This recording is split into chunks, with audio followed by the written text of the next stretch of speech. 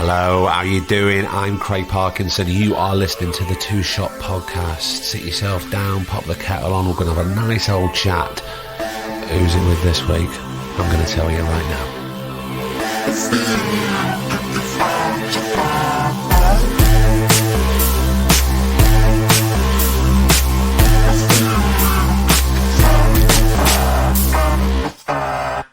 How the devil are you? Hey, it's Thursday and this is episode 108 of the Two Shot Podcast. And guess what? It is our last episode before Christmas. It's just no, it's not our last episode. Of course it isn't. It's just the last one before Christmas. Yeah, Christmas. How are you feeling? You got the food sorted? Got the presents? That's just one part of it though, but how are you feeling? Are you feeling okay? It's interesting. I was talking to a friend of mine the other day and they were saying that they feel quite panicky and slightly anxious about the festive period, for all sorts of reasons. And I completely empathised with what they were talking about. And it got me thinking that wherever we look, we switch on the telly and the adverts are a certain way. We put the radio on, the Christmas songs, ping out happiness, joy, love, positivity. We go shopping, it's everywhere. And society and the media and the advertising industry really paint such a specific portrait of what Christmas should be or what we should aspire to have in our lives during the festive period. And it's friends coming together and family and love and joy and happiness and all that. And of course that's right and it's true. And a lot of people have that, but some people don't. And they can start to feel that, their internal thermometer, as it were, sort of rise up and then they get very, very stressed and the anxiety levels raise. And I was just thinking, if you are feeling like that or somebody that's feeling like that during this time, then, there's certain things that you can do. And look, me, I'm no professional, but this is just like a friend talking to another friend. So this is like advice of what I would do if I was in that sort of position. There's so many things that can release that pressure during the time. And you've got to remember, you've worked really hard this year. So, and you've got a Christmas too. So whether, a relative is bringing politics to the table and you specifically said we can't have any politics during Christmas and it's raising your levels of anxiety, or you're feeling a lot of pressure, or you feel like you're drowning and you kind of can't breathe, remove yourself from the situation. We all have those things that we need to do during stressful moments. And it can be stressful. Look, there's full of joy. There is lots of joy and happiness during Christmas, but it can be stressful for a lot of people. So do what you need to do for yourself. Do you need to take yourself off for a walk for 20 minutes?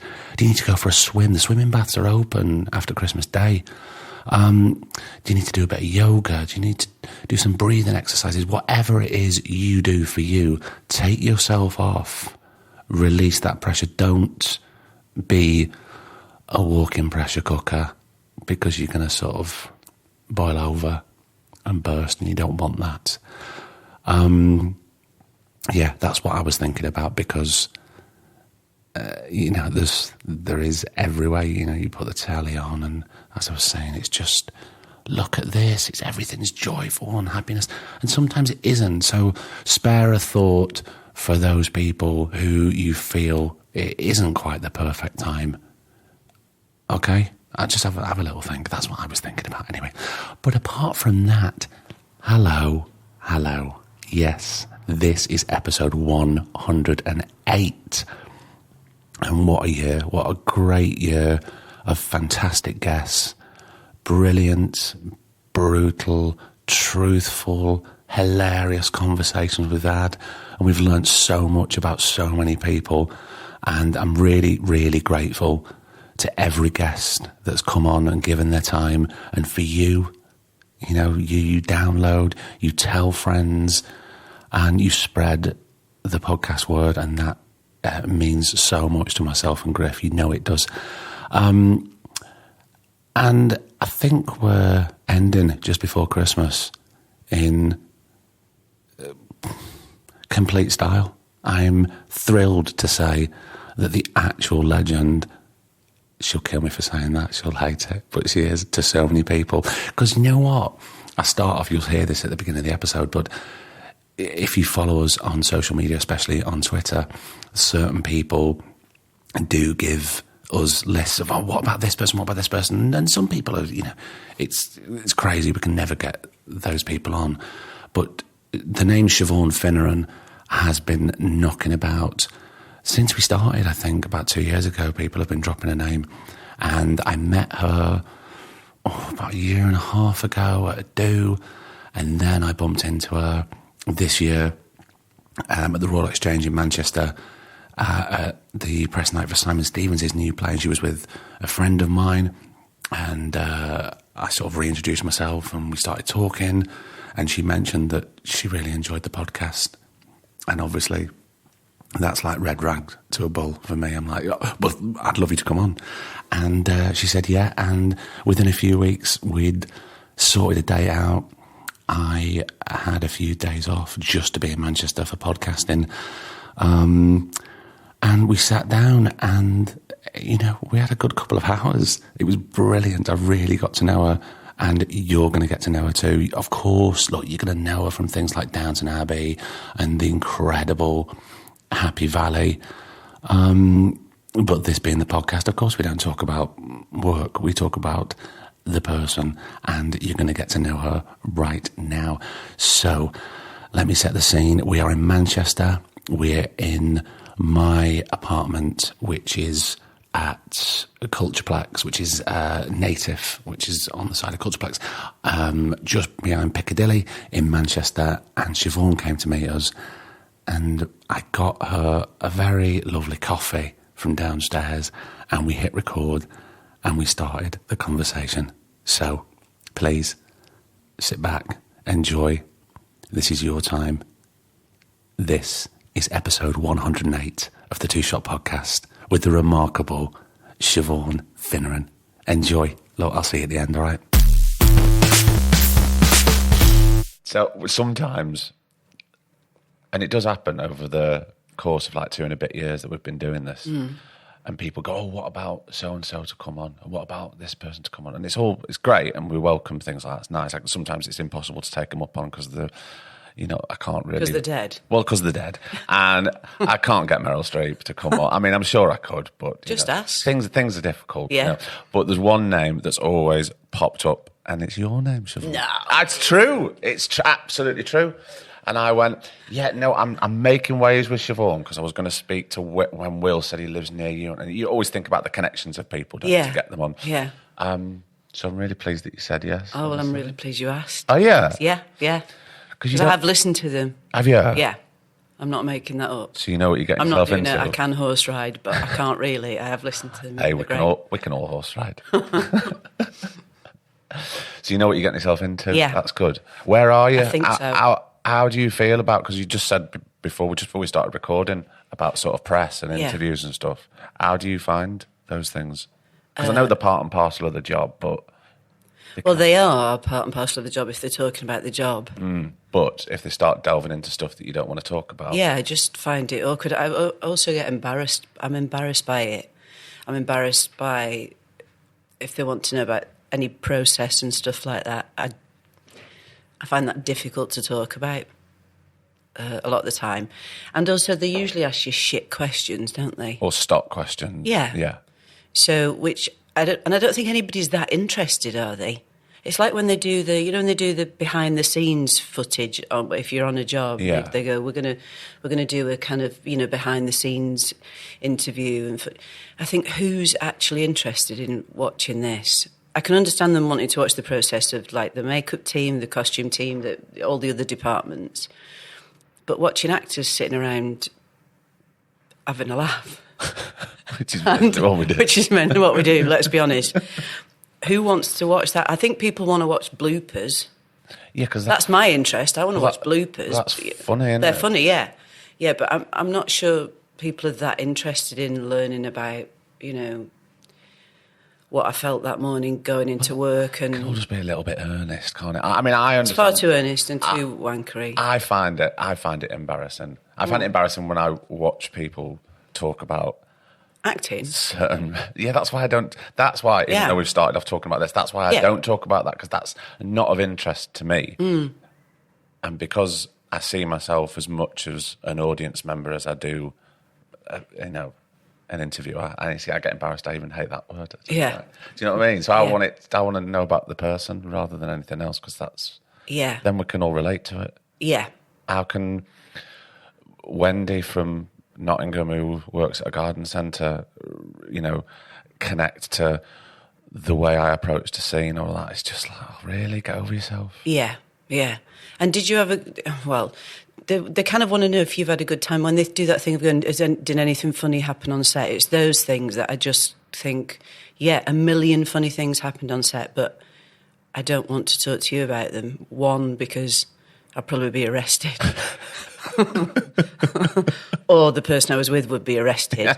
Or just kind of like, that's not really what I'm here. That's not really what I'm there to talk about. It's to talk about the job and to promote the job, isn't it? Yeah. I find it difficult. And embarrassing, and I don't like them. I don't like a lot of the press. So. Have you always found? And I don't like what they write about people. So. What? Because they take it out of context. Yeah, take it out of context, or just aren't very nice. That's true. Aren't very kind about people a lot of the time. So, yeah. But I think it's like the press over here. They do tend to have that process of building people up, and then as soon as they're up there, they can't wait to knock them down. Absolutely, yeah. Yeah, and that's rubbish, isn't it? Yeah, and I'm sure they've got sort of files and files on so many different, well, I know they do. Yeah. On so many different people, and then as soon as it's the right opportune moment, right, get that story out that we had from 18 months ago, because this is the time. This is the time to now spread that maybe shit all over them. It's rubbish. Yeah, I don't like it. And let's ruin people's lives a little bit more. Because they're obviously having a great time. So let's just make it a little bit better for them, shall we? I'm spitting all over the microphone. Kick them while they're down. Don't worry, it doesn't matter about the spittle. Okay. I usually say things like, we'll edit that bit out, I'm not going to edit that bit out. No, out. please keep that. I want you to keep that bit in. You've just signed the contract there, I keep that bit in. Should we talk about Oldham? Yeah. Talk about growing up? Yeah. I grew up in Manchester, really, for the first... From being little, those are my memories of being in Manchester at my grandparents' house in Chiltern-cum-Hardy. And my mum and dad, we moved to the other side of Oldham, Saddleworth, when I was about 6 or 7.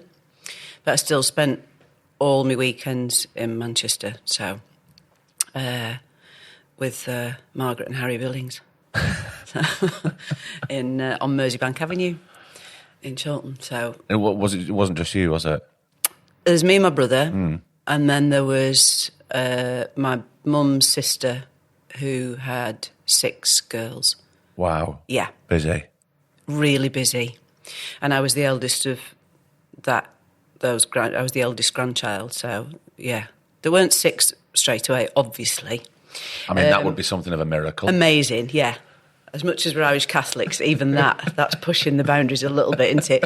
But, yeah, there were 6 of them, so we were all... And I spent most weekends down at my grandma and granddad's. I think my mum and dad went out. I think that's what it was. It was their night out on a Saturday night, so they'd get out with me auntie and uncle, and me and my brother would stay at my grandma and granddad, so... Yeah. Obviously, have a good relationship with your grandma and granddad. Oh, yeah, they were fab. Yeah, they were really fantastic. Yeah. Yeah. No, they were great fun, I think. I remember them being great fun as a kid. And my grandma loved the theatre. Oh, did she? Yeah, which is where I think it probably came from, apart from wanting attention. What, you or your grandma? Me. My grandma probably wanted attention as well. And I think got it quite a lot of the time. But it all bleeds down. Yeah. It's all genetics. Did she take you to the theatre when you were younger? She did, which is really weird. She was a seamstress. That's what she did. They're from Salford. My mum's family are from Salford. My dad's family are from Ireland, but my mum's family from Salford with Irish.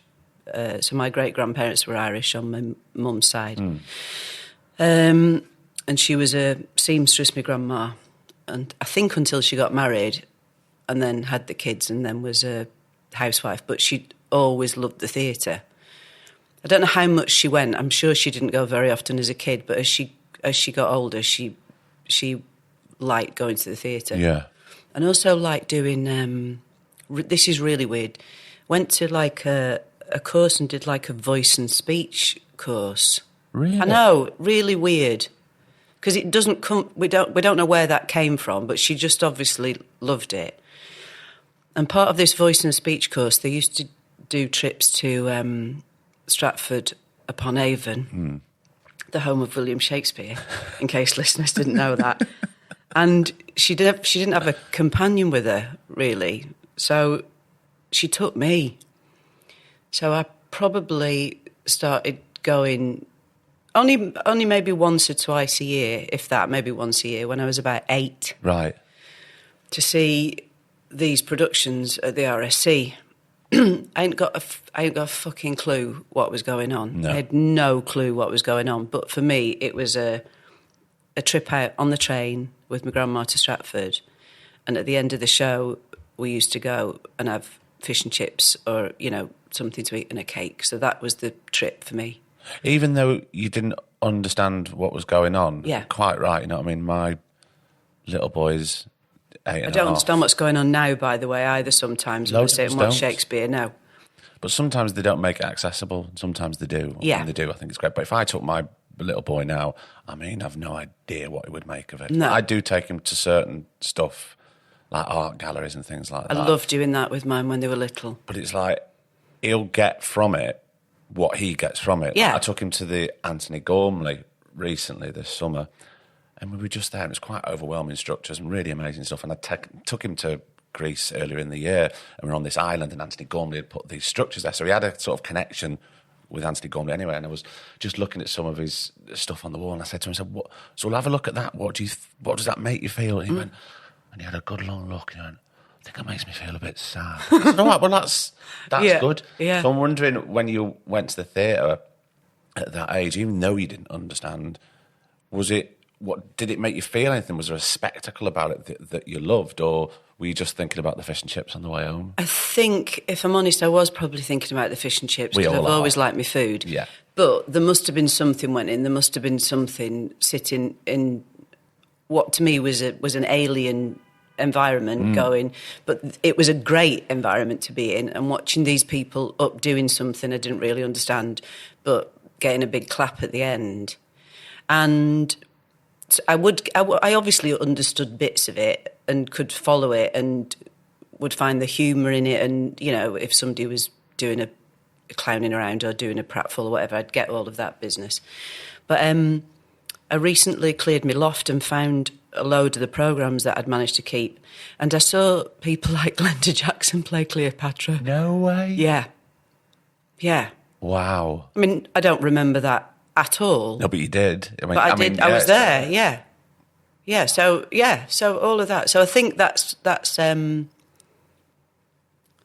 where it sort of came from. That and my love of theatre and my love of sweets and drink, probably.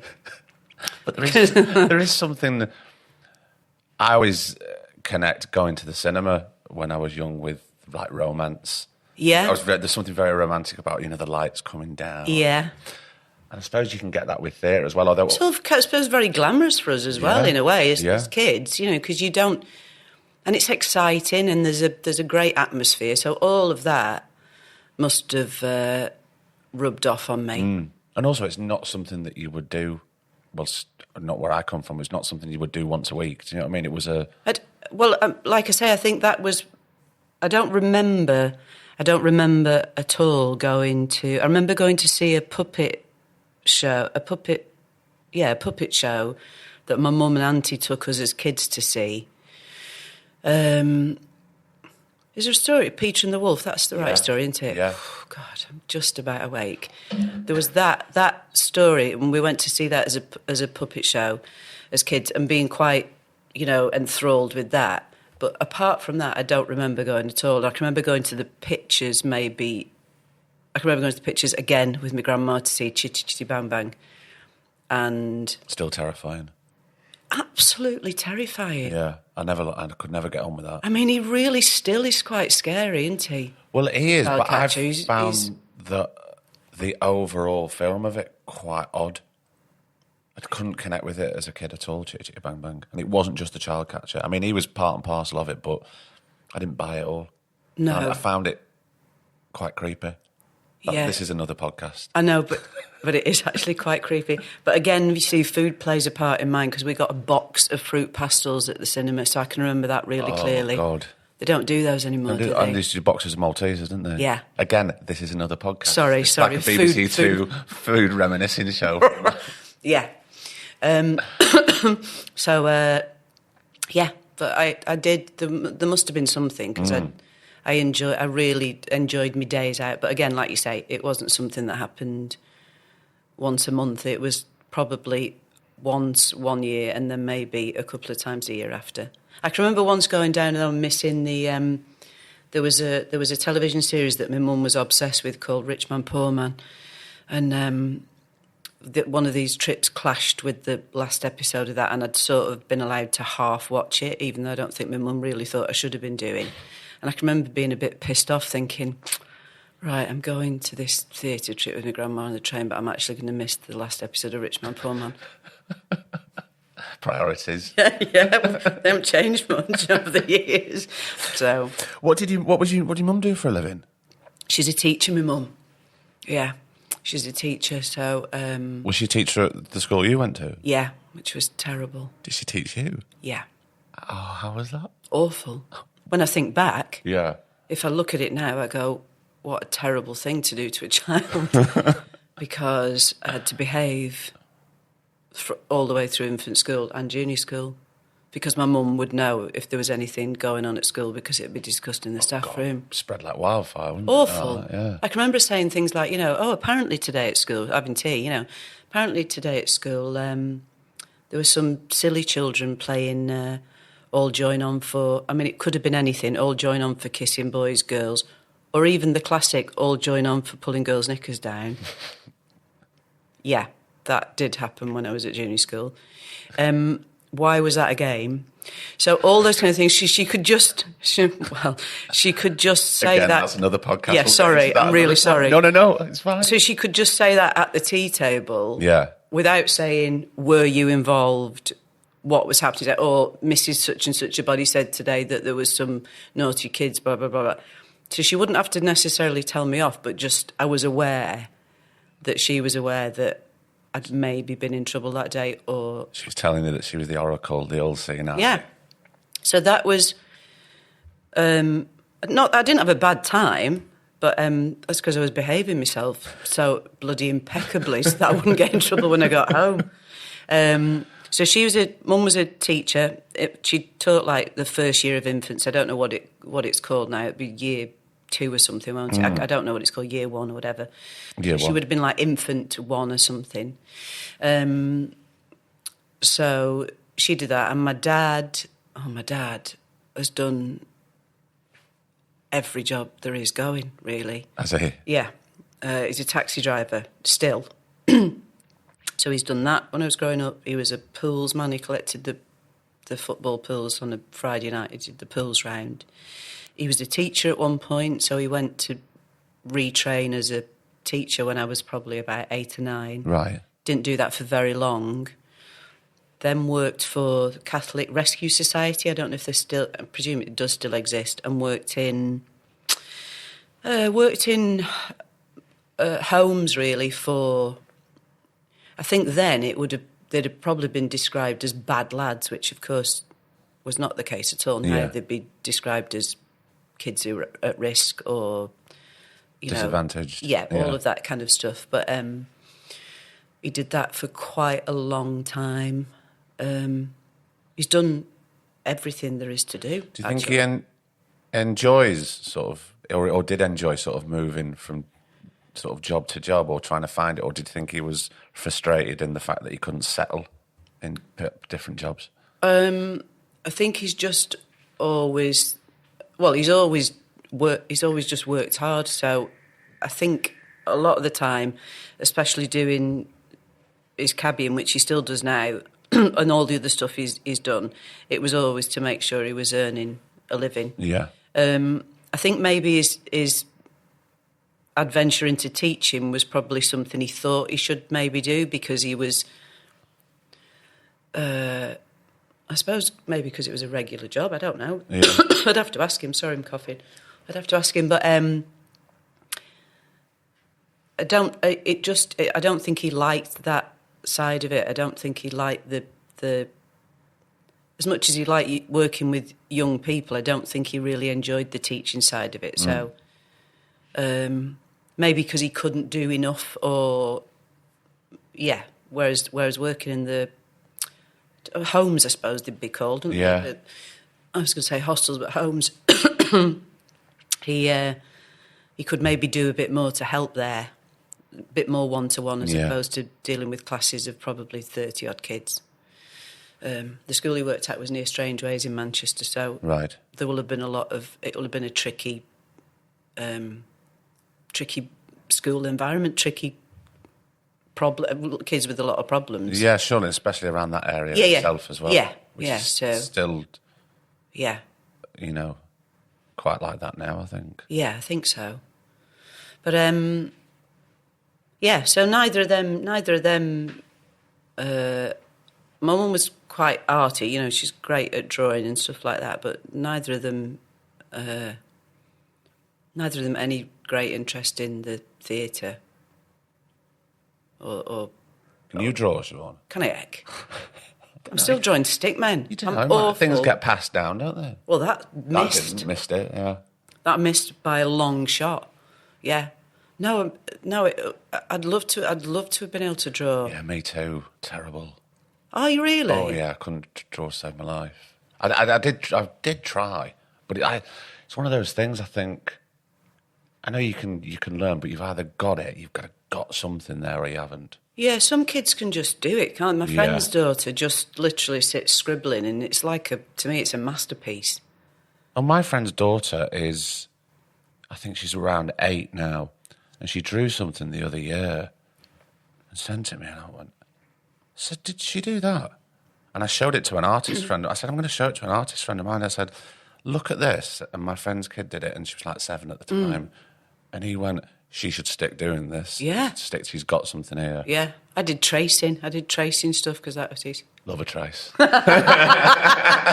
Yeah. I was thrilled when there was scraper foil things, where you just scraped off the thing and the colour came from underneath. I can't remember. I can't remember. We used to do our own though. Rubbish. We used to get a piece of paper and you used to write red there, yellow there, crayon, and then a black all over it. And too long. Too lazy, Finneran. Lazy. Very, very lazy. Unartistic and lazy. Were you lazy at school? Not saying you're lazy now. I'm joking, but I'm just trying. Yeah, I can be quite lazy. I was all right. Well, infant and junior school because I was under the watchful eye of my mother. Yeah. I think by the time I got to secondary school, I was like, oh, here we go. I can have a bit of fun now. Did you feel a sense of release? Yes, I think so. Yeah, only looking back at it, at the time I didn't think that, but yeah, I can have a bit of fun now and get on with what I wanted to get on with and have a laugh. And was very into sport, so I did a lot of sports. Yeah. So that took over really my education. It took over the academic side. 'Cause I was going to talk about the academic side, and then. Yeah, you can talk about the academic side. It's a very short conversation, though. I mean, I'm not stupid, but I certainly wasn't a genius either. So, I got into sport really heavily. So, played for all of the school teams in whatever it was, really. Was sport ever going to become a career? A career, yeah. I did. Yeah, well, by the time I got to about the 4th year at school, which of course it's not the 4th year anymore, but it was my 4th year, you start having careers lessons, don't you, and stuff like that. And there was because I thought I wanted to go into acting, but I didn't know how you did that because I didn't know anybody that did it. Yeah. And I thought I thought your mum or dad had to do it, or definitely you had to have an uncle or something, or an auntie that was like doing it so they could explain to you what you needed to do. Well, it doesn't seem to... You can't see it as a viable career at that stage because you go, well, I don't know anybody that's doing it. I don't know what the next step is to do it. Yeah, and isn't it just a fun job? Do you actually get paid for doing that? Which was, I didn't understand any of that. So we had careers chats or careers lessons, and we used to have to fill in like a questionnaire, about what you wanted out of a job, or what kind of people you wanted to work with, what just age. Nice people, really. Half decent people, just nice, just nice. All of them. To all the questions, just nice people, please. Kind of what their age. I can remember having to answer what age range. You'd be like, what? I'm 15. I just want to hang out with 15-year-olds, don't I? But where you wanted to work in the world. So of course everybody was like, all over the world, thanks. Because that's what we all wanted to do. All that kind of stuff. And the two things that came up at the end of mine, so you put all this information and then your two job choices came up at the end. And mine were librarian, which is still funny, and actress, which is still weird because I don't know how I'd managed to fill that in. Obviously, I'd filled my answers in a bizarre way because those were the only two jobs that came up. But because I was good at sport, when I took my form to the careers teacher and she looked at it and went librarian, so she thought there's no chance because she'd have to be quiet for a lot of her life, and that's not going to happen. And actress, and of course I think she thought, well, that's something that she doesn't want to do, or we don't know. She hadn't got the information to give me as a careers teacher to go, well, this is what you need to do. Maybe think about doing this, or I mean, she's a careers teacher. She was a careers teacher. She should have really added the knowledge. She should have had the knowledge, but. And she started talking to me about the fact that I did a lot of sport, and also that at the time I was also quite interested in working with kids with special needs, as it was then, And so we had to sort out work experience. So she completely and utterly dismissed librarian, which I'm still a bit pissed off about because I think I'd have been an all right librarian. She dismissed librarian and actress and started pushing me towards work experience in a local school. Right. And saying, there are jobs you could go in and work, and using your sports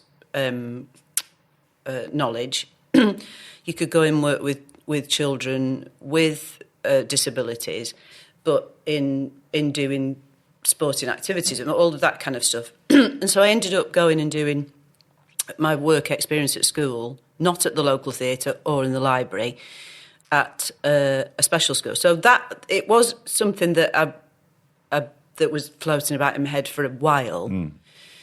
And it wasn't until, I think, right until towards the end of school, suddenly somebody went, I don't know who, said to me, well, you can actually go and do a theatre studies course, at Oldham College. It's like a performing arts theatre studies course. It was like, why has nobody mentioned that? Where's that careers officer now? Yeah. She needs a different job. What were you thinking? Because that sounds just great for me. And also it was like, and you could do it as well. It was actually a proper course. It wasn't like a joke course. It was a proper course. So I applied to go on that, and I had to go for a meeting and, an interview and stuff, and got offered a place. But you had to have passed your O-levels. Right, okay. Tricky by that stage. Tricky by that at 16, when no interest whatsoever in school. Yeah. just a great interest in keeping up playing the sports I was playing, and boys, obviously, hanging out with my mates, having a laugh, getting my hair cut every 2 weeks. All the good things that you're supposed really, to do when you're a really kid. valuable things that you're supposed to be doing at that age. I call them life lessons. Absolutely, yeah. I had a good couple of haircut life lessons, yeah. I bet you did. So you had to, I can't remember how many O-levels you had to get, but I didn't get them anyway. I got my English O-level. Yeah. And my English Lit O-level. And, I can't remember. I think I got 3. Can't remember what the other one was. There we go. Can't remember. To anybody listening, it doesn't matter because I can't remember. But it wasn't enough to get on this course. So I then spent the summer with my dad putting secretarial courses in front of me going, Jesus, no, come on, you've got to look at this now because... Oh, God. And me thinking, yeah, but I don't want to do that. And then my mum and dad saying to me, well, if you're determined to go on this course, you're going to have to go back to college and resit your well, they weren't, I can't remember what, they weren't O-levels, GCSEs, I think. CSEs, GCSEs. Yeah. You're going to have to go back to college and resit your exams and do 12 months resitting your exams. So that's why I had to do the most miserable year, I think, of my life. Not thus far, but at that point I was like, oh, God, this is... Because, of course, my mates had all got on their courses, they were doing... Some was doing fashion design, some was doing... they'd all were there having this great time. They'd all moved on and you'd gone back here. I'd gone backwards, I had to go backwards, so resit my exams, so... Did you do that at Oldham College? Or could you do that? Yeah, you did that there, right. I did it there, so that was great, because I was still around people I knew. Yeah. But I had to resit them. So I did. Did you knuckle down? Did you yeah, because you had to. Yeah. Otherwise it was going to be... And also, I just found it easier, just daft thing, no uniform, no... And the teachers were kind of your mates, sort of. Didn't call you by your second name, call you by your first name. You could call them by the first name. It was just a more relaxed atmosphere for me to work and learn in. And I did English literature O-level, I think, there, whereas at school they'd said, because the way they work out the subjects, I couldn't do English lit O-level, I had to do English Lit CSE, is that what we're called? It would have been, yeah. I can remember Mum at the time saying to one of the teachers at Parents' Evening, it's the only thing she actually enjoys doing. Why can you not put her in the O-level group? Because I think even a CSE 1 was only a C, wasn't it? I think that's how it used to work back in the days when dinosaurs walked the bloody earth. Christ, I think that's what it was. So my mum was kind of trying to say to them, this is the only subjects that Siobhan actually is going to even bother to do any work in are these, because English Lit, we sat and read plays, poetry, and it was a more creative class as opposed to just sitting, writing. So I did English Lit O-level, I did history, I did sociology and something else. I can't remember anything. Jesus Christ, I can't remember anything. And just sail through them so that I could go on my theatre studies performing arts course. Yeah. It's funny, isn't it, you saying about resetting that year. And even though, I'm sure you weren't really happy doing that year, but it was a much more relaxed atmosphere. Yeah. You get it done. And now I think sometimes we put too much pressure Far on too kids much. in schools nowadays. It's terrifying. I remember my two having to do spelling tests at 5. Yeah, I've been doing them for years. I mean, not me, I've been doing Yeah. it with my son, obviously. Yeah. I mean, I've learnt loads. It's been great for me. Yeah. But I don't know if yours... So my kids would be able to learn it that week. And some of the words I'd be like, why are they having to learn how to spell? I can't remember, even bicycle. You go, what? That's a big word for a 5-6-year-old yeah. to learn, you know what I mean? And they'd learn it, and then if you asked them to spell it the week after, they wouldn't have a clue because it was in one and out the other kind of thing. Well, it's crammed in for that week. Yeah. And they'll know it from, learn it from one Tuesday to the following Tuesday. Yeah. Write it all down, then they'll do a test, and then it's gone. Yeah.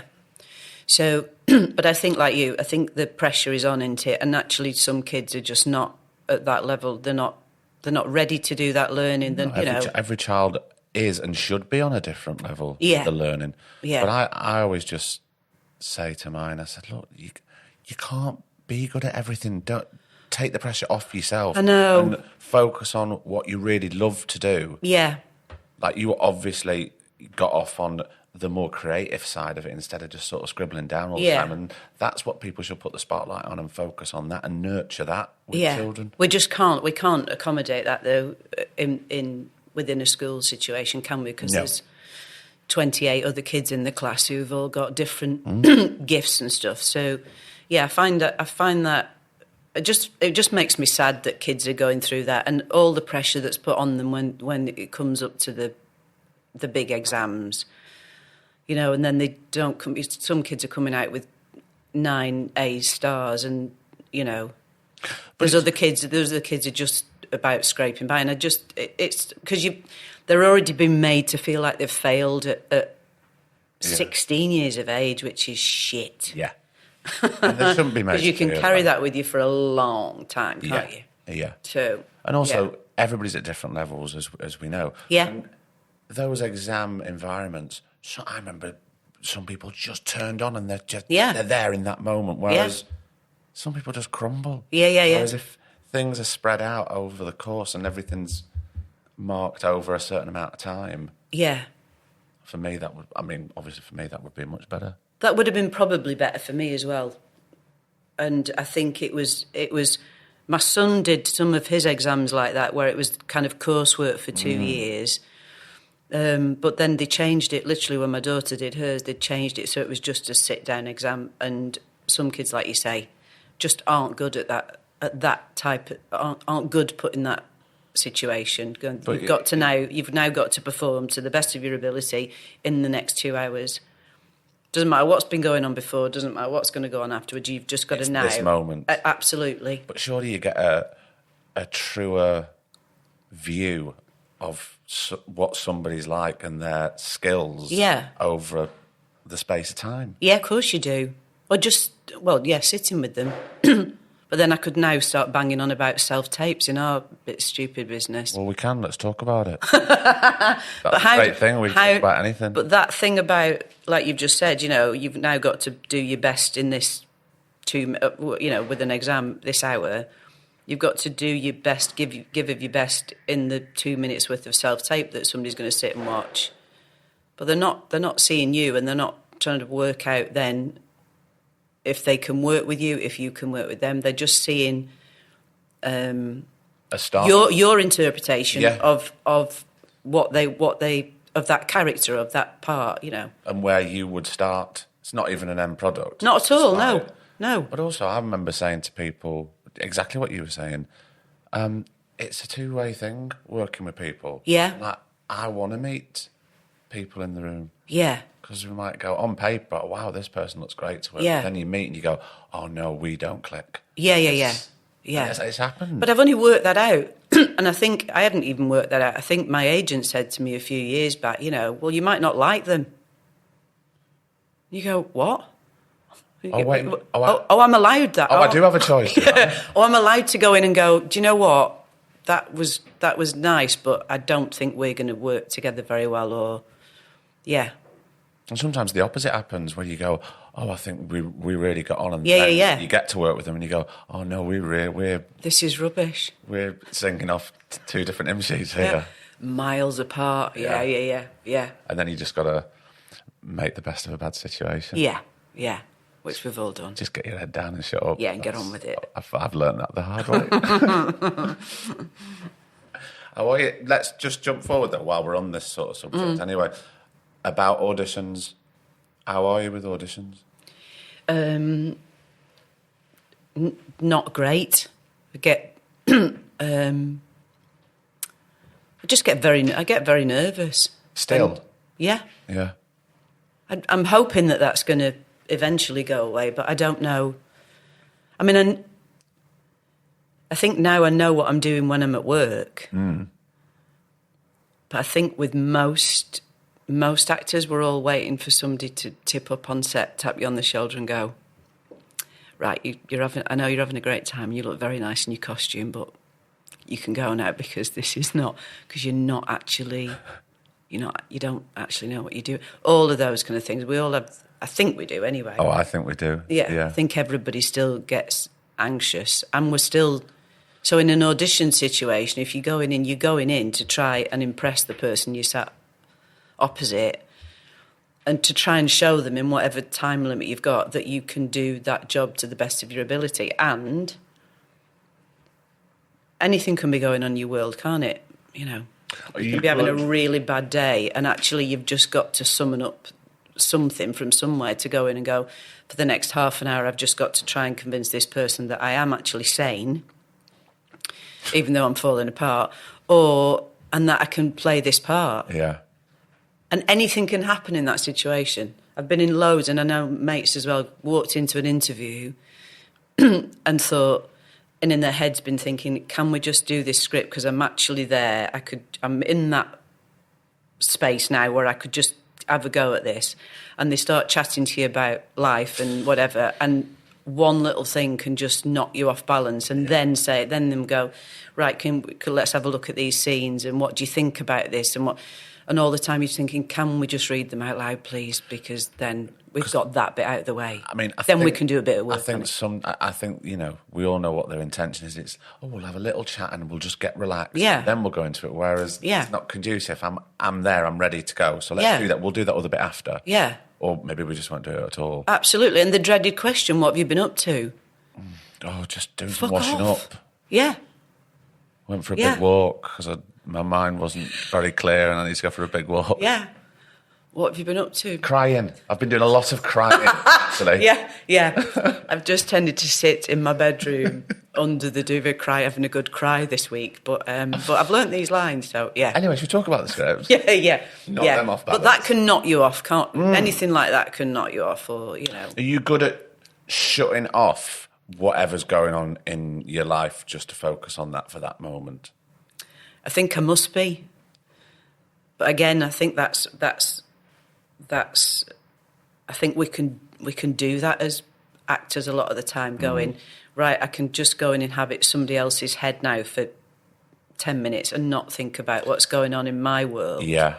I do that with this sometimes. Yeah. Because then I can just put everything on that other person and listen to them. Right, yeah. It's a bit like, when you're on a job and you're going, God, I haven't had a cold, I haven't been ill for ages. Yeah. As soon as you finish, bang, you're ill, because your body just sort of releases and allows you to be ill. Yes. So it's part of that world as well. Yeah. So I'd probably... I mean, you sometimes you can't get away with it all the time, can you? But if people are used to you having fun and being chatty and all of those things, and if you're not like that, you then can be spending the day dreading the question if somebody comes up to you and goes, "Are you all right?" Because actually, I'm not very good at lying either. No. Going, actually, no, I'm not great today. But then not necessarily wanting to discuss whatever's going on, but just saying, no, I'm a bit quiet, or I'm just not feeling myself. So, yeah, I know. If someone asks me that and I'm not in a particularly having a great day, I will go, yeah, I'm all right. Anyway, so then I'll reflect absolutely it and just sort straight of try away, and give it them back. Yeah, steer the conversation away from that. Yeah, it's just defence, isn't it? Yeah. Oh, I'm good. And your good's getting quite higher and higher. No, I'm really good. I'm good. I'm fine. It's really good. You think, please just stop talking to me now because I want to go away and hide. But yeah, I suppose we are good at doing that. And actually, like I just said, because we've got that facility to be able to go, actually, I can go into work today and pretend to be somebody else with all of their problems and worries, or all of their joys, and I can deal with the other shit later. Yeah. When I have to go back to the real world. Yeah. I think that's kind of healthy sometimes. I think it probably is. And even when, you have those days where you go, the last thing I want to do is do this right now. Yeah. And you just go, right, I'm just going to get through this scene. Yeah. Right, we've gone that, put that to bed. Yeah. Let's get through this. Yeah. Go and have a bit of lunch and then carry on just getting through it. Well, you're being paid to be there, so there's that other thing. There's that work ethic thing of just going, I actually can't go home because I've got to be here because I'm contracted to be here and I'm being paid, but I'd actually quite like to just be somewhere else right now. But in a way, it's really nice that choice has been taken away from you, because it's not like we do things where you can just pick up the phone and go, you know, I've got a really bad voice today, I'm not feeling very well, boss, can I not come in? Yeah. Your leg better be fucking hanging off. Well, you have to go into work, don't you, really, to be sent home. They have to look at you and go, no, you are. Your leg is actually hanging off. Yeah. Did you want to come in to work today? Well, I just thought I'd show you about my leg. I just showed my leg is actually hanging off. The combine harvester, and it's just sort of... Yeah. What was that when you're working on the farm? Yeah. Yeah, yeah.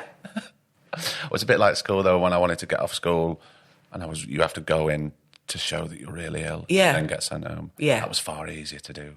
Much easier to do. Or just lie against the radiator. Yeah. And then say to your mum, I'm really hot. She'd be like, you're boiling. Many tricks.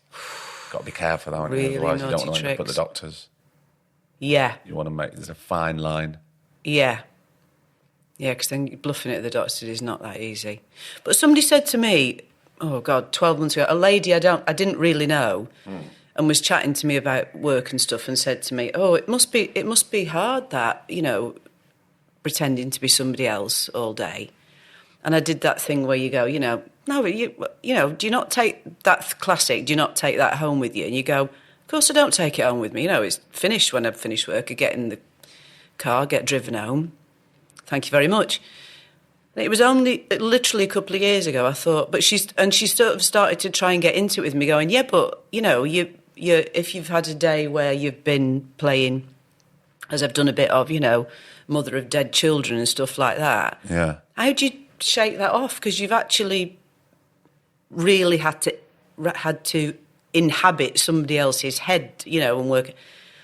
And I was still doing the thing, going, yeah, but it's, you know, it's not. You're not operating on somebody. You're not a surgeon who's got to, you know, be careful about what you know. But it was only afterwards I thought, yeah, it's not that great for our brains. I don't think.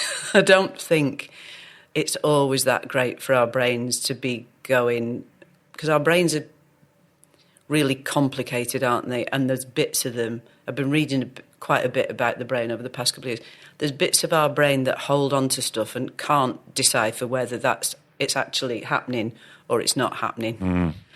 So pretending to be the bereft mother of a child that's been murdered for 3 months, what bit of your brain is going, you've got to really fight, the logical bit's got to fight the bit that's going, should I be worried about this still? Yeah. Because I'm experiencing these feelings.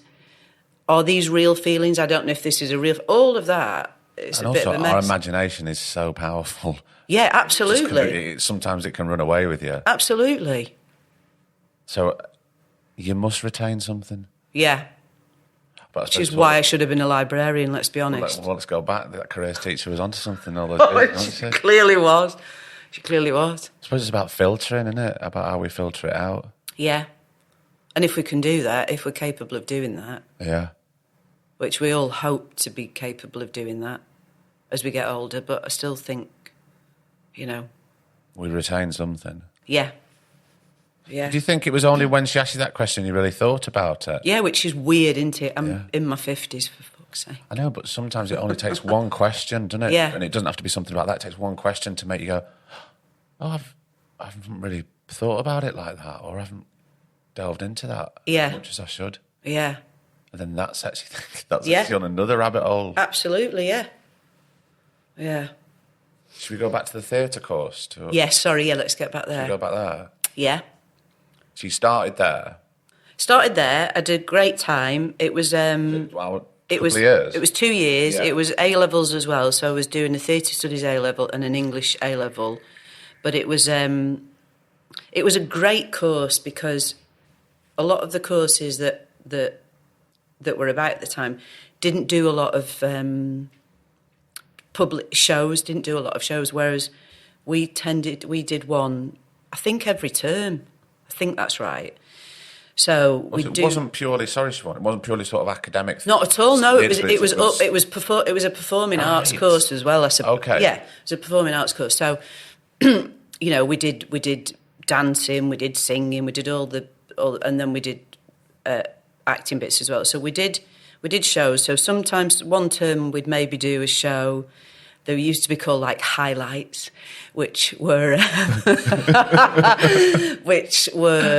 a selection of musicals, and we'd do maybe 3 numbers from, say, 5 musicals. Yeah. So they were good fun. They were always great fun. So you'd go from doing bits from West Side Story to bits from Godspell to bits from, I'm trying to think of stuff I did when I was there. Guys and Dolls. And then the next term we might be doing a very serious play. So it worked like that. But it was, again, only now, looking back, it was probably a really good insight for me as to how this business works. In what way?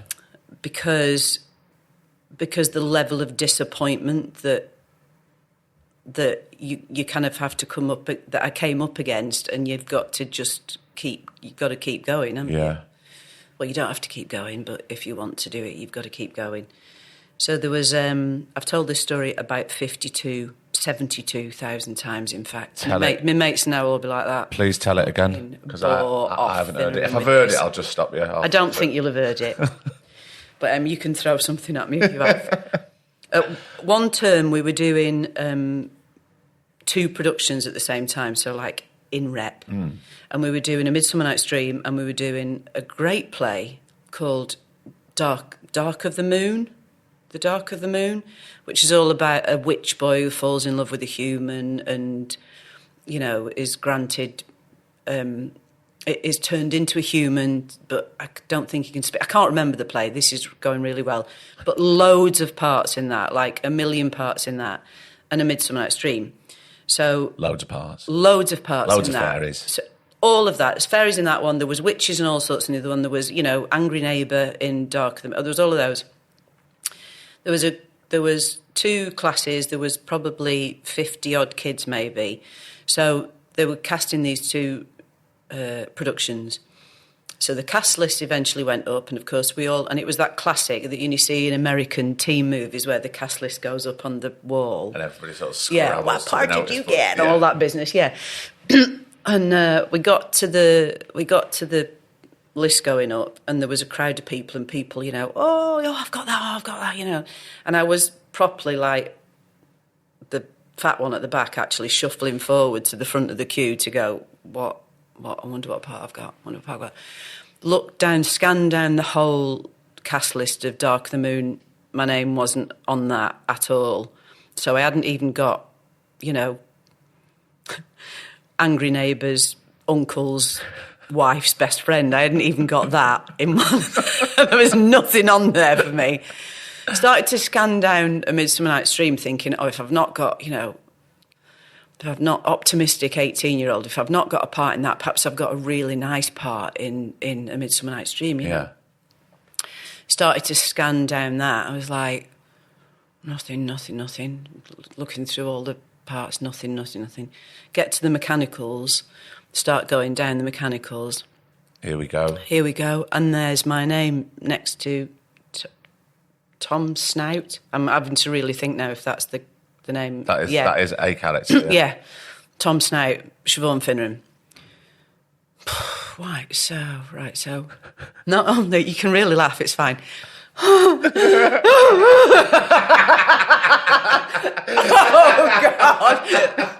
God. So going, wow, so not only have I not got a part in one of the others, in the play that I have got a part in, I'm playing a bloke. I'm playing a bloke. And my lecturer, Mark, I think, and of course, people were kind of like doing that thing, going, oh, you're right, Shiv, you're right. And I was doing that thing, no, I'm fine. I can remember going home and sitting in the kitchen, and my mum was making the tea and chatting to me, and I was like, I'm just playing, I've just got one part in Midsummer Night's Dream. And of course, she was carrying on making the tea. She was like, oh, that's good, Oh, no, Mum. Wrong answer, Mum, wrong answer. Of course you should be saying, you should have been to Tanya, my darling. Of course you should have been to Tanya. All of that. But my lecturer at college, was teacher at college, he wasn't a lecturer, was he? But Mark saying to me, are you all right? And me going, doing that brave thing of going, yeah, no, it'd be great. And him saying to me, like the biggest backhanded compliment ever, it's just that we didn't know anybody else who could do that. What, you didn't know anybody else who could play a bloke? I don't know how well this is going. This is quite difficult. I'm 18. I'm quite overweight. I'm really struggling here as it is with my life. But thanks for adding to it. Yeah, thanks for adding to that, because I can play a great bloke. and I should be pleased with that. So I suppose that at the time it wasn't the lesson that I wanted to be learning, but, you know, it's, I suppose that disappointment then, you just go, well, that is a lot of this business. It is just, you know. I think you don't look like a princess, Siobhan, so you're not going to be playing a princess. You're not going to be playing a fairy. You're going to be playing one of the mechanicals, which is really funny part. Yeah. And you're going to do it well, and you're going to have a laugh doing it. It's all going to be fun, and it'll be great. And, you know, so just get over the disappointment of the fact that you're not involved in the rest of it, but you're going to be in this bit, and that was a good, I suppose it was a good lesson. You didn't feel it at the time, though? Or did I would think I was just devastated. I was just really devastated. Yeah. And did that whole thing. God, this is so unfair. This is so unfair. I actually could play that part. And, I think I did a lot of that. Get used to it. Just get used to it. Absolutely get used to it. I think disappointment should come for people wanting to, try and forge a career. Yeah. Business. Cause, yeah. Because you do have to get used to that. Yeah. Do we ever get used to it, though? I don't know. I think we get... Well, I've found it much easier to just go... Over the years, to go for a meeting and it finishes when I come out the meeting. Oh, you're good at that, are you? A bit better. A bit better. A bit better than I was. There's some stuff you go up for and you go, oh, God, I would love to have a go at that. But if it's not for you, it's not for you, is it? And, again, it's the control's taken out of your hands. Of course it is. Want it and throw you out in the ring. Yeah. As best you can. Yeah. And if they decide to pick it up, they do. But if they don't, then... Yeah. Yeah, what can you do about that? Nothing you can do.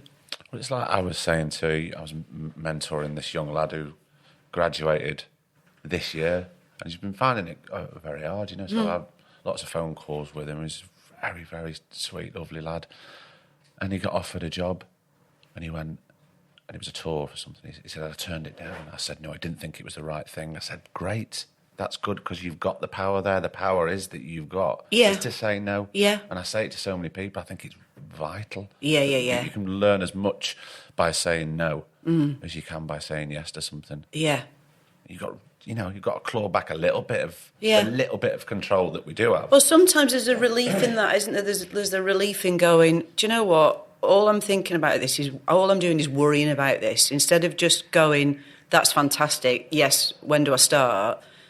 You worry, you go, oh, what about this? What about that? And you go, as soon as you go, I'm not going to do it, you stop all that worrying. Mm-hmm. You stop it all. You stop all those questions. You stop all that, am I going to be able to do this if I do that? If you just go, no, I'm not going to do it. But then you've just got to sit with your decision and go, I made that decision. I felt relieved about it. No, I've got to move on from that. And you know if it's the right decision because your gut doesn't lie to you, I think. Yeah. Very rare. Very rarely, yeah.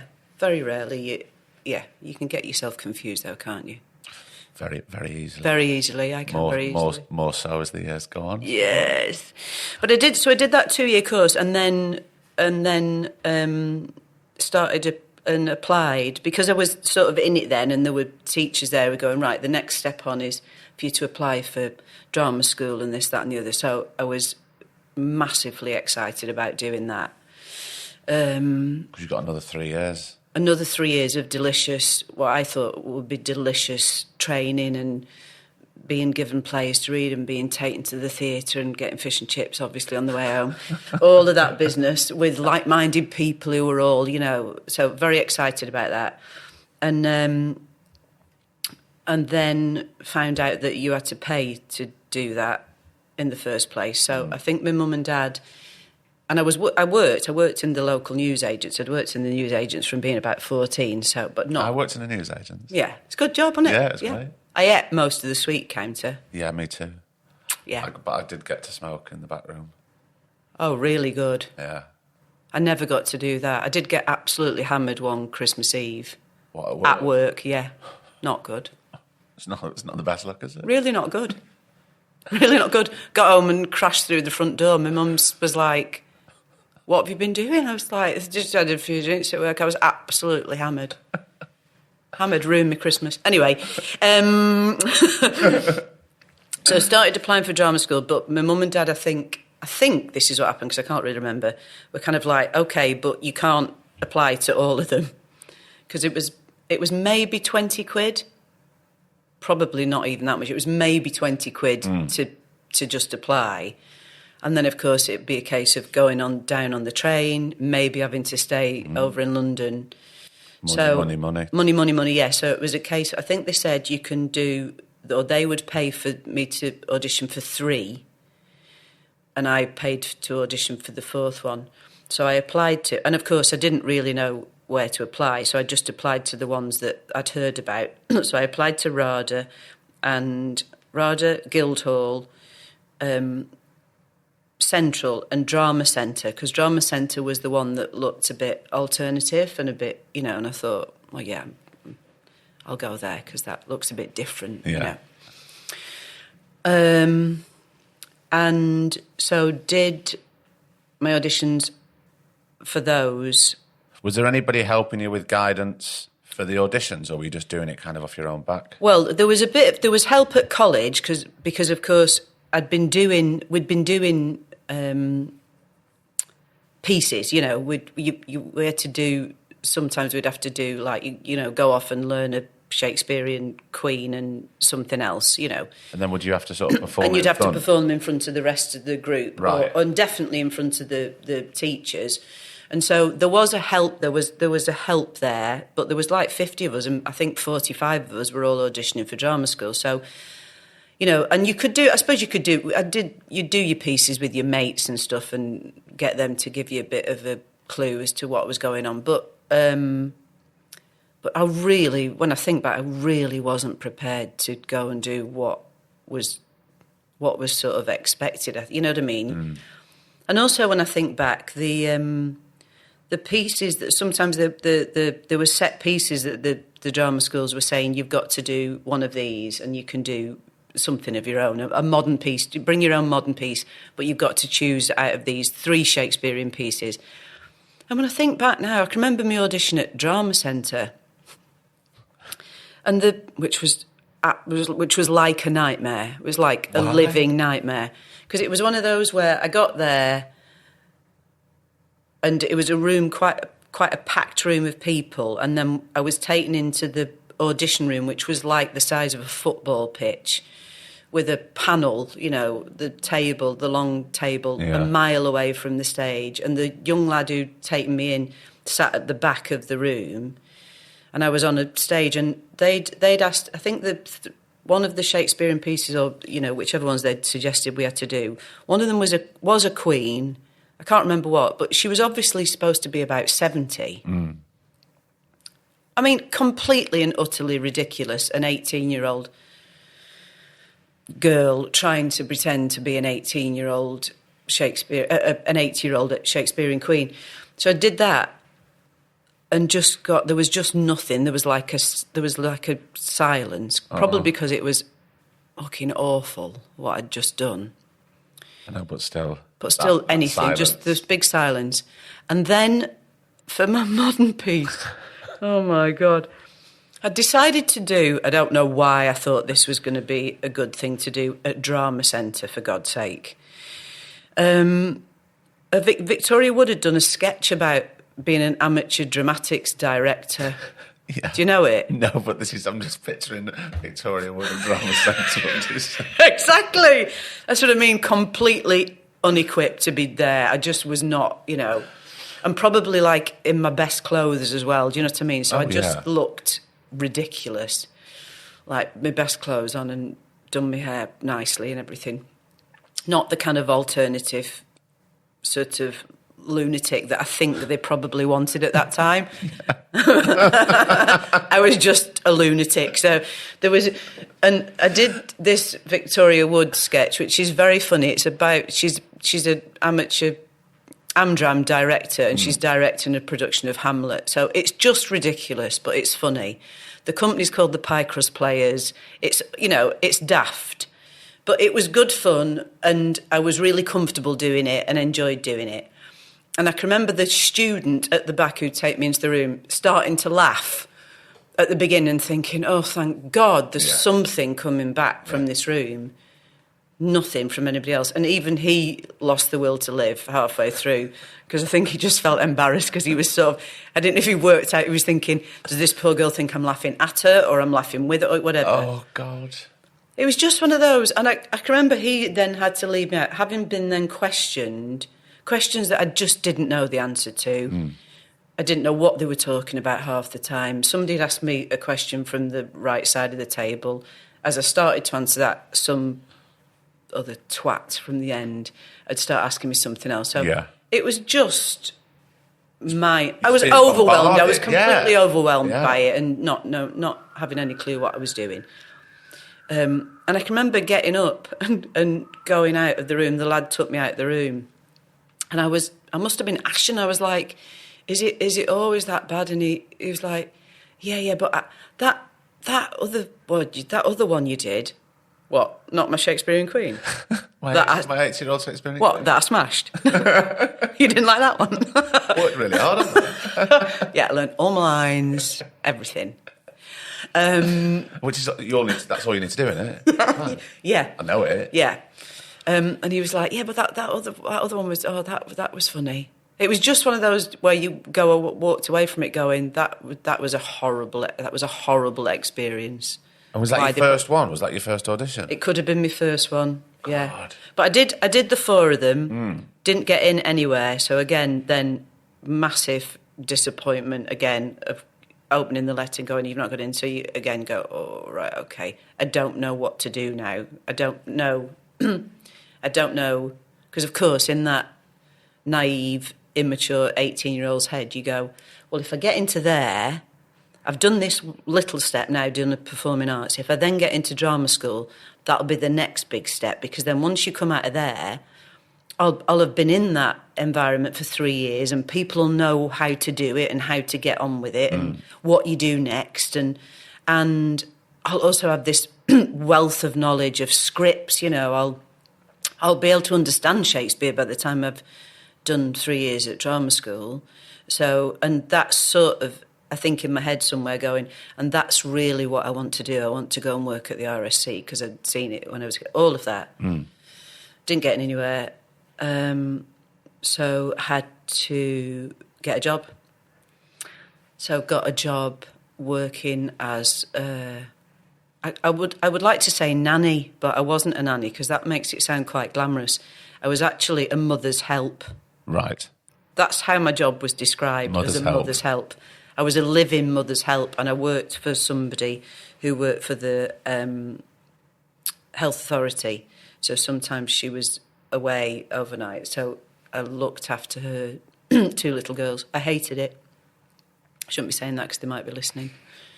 It's all right. But it's just because it wasn't what I wanted to be doing. Of course not. And it was absolutely fine, don't get me wrong. I didn't hate them or anything. I was just not doing what I wanted to be doing. Was this with the intention to reapply to drama school or? Yeah. Yeah. It was with the intention to go. It was, I think, also, I needed to leave home, and that meant I was leaving home because that was another thing about getting to 19. I would have been going to drama school. I was going to leave home, and so I did leave home, but only to live. I lived sort of out towards Stockport way, that way. But I lived in with... No, not far enough really, No. but I wasn't living in the house. So I, went to work there with the intention, like you say, of reapplying for the following September, it would have been, wasn't it? And then my boyfriend at the time, very good friends of his, her father had just passed away, and he said, I want to go and visit them. And so I went with him. And this friend, who is now my best mate, Miss Belinda Peach, the fabulous Miss Belinda Peach. What a great name. Great name. What a great name.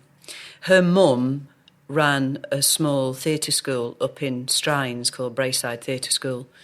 And I went up to visit them with my boyfriend at the time for him to pay his respects because they'd just lost their husband and dad.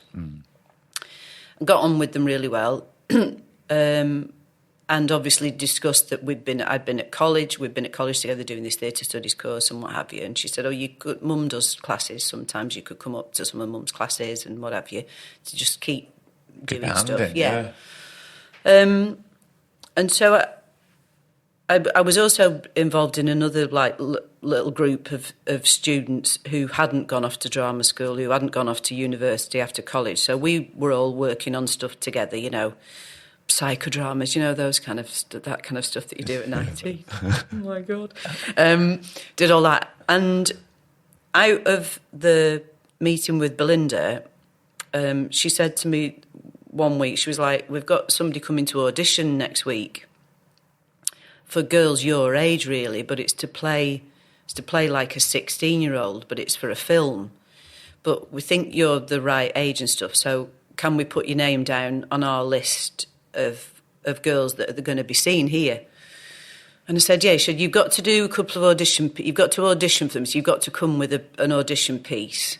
And they want it to be quite gritty and quite, well, I think she just said quite gritty, so don't tip up and give your Titania from A Midsummer Night's Dream. Or your Victoria Wood. Or my Victoria, or your 98-year-old Shakespearean queen. Don't bother with those this time, Siobhan.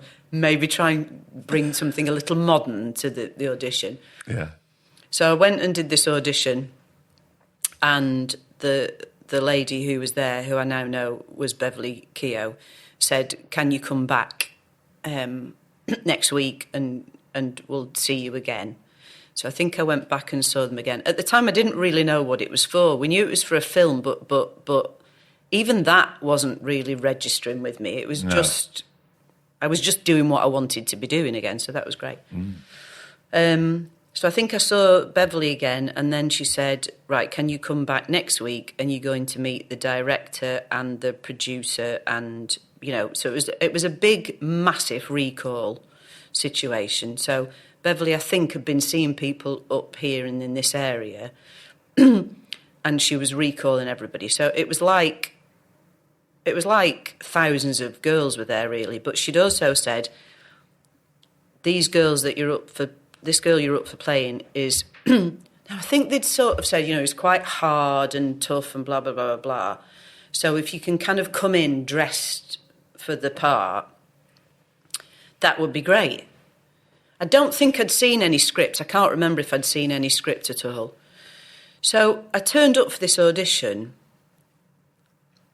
looking like a prostitute from an episode of The Bill, right, back in the day.